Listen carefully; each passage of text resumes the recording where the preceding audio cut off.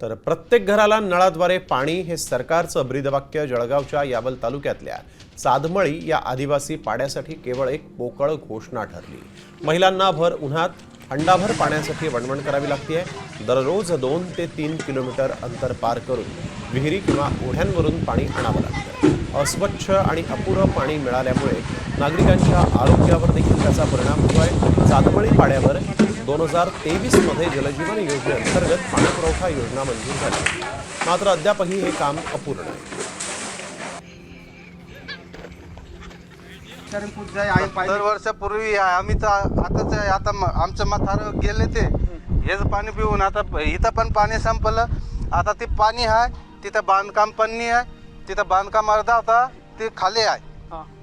तिथं काय पल्लं गिल्ला पोरं गिरं पडलं काय जनावर पडलं असं योजना नाही काही तर नाही, काहीच योजना नाही। ते असं लावलेलं आहे की काम झालंय असं म्हणून लावलंय ते बोट, पण काम काय पाणी काहीच नाही गावात। आम्हाला असं होता दावला की पाणी तुम्हाला घर पोचतं होईल, पण काही आलेच नाही, असंच उद्घाटन करून गेले। आता हे गंदा पाणी पित आहे, भरून जीव पडले पाण्यात।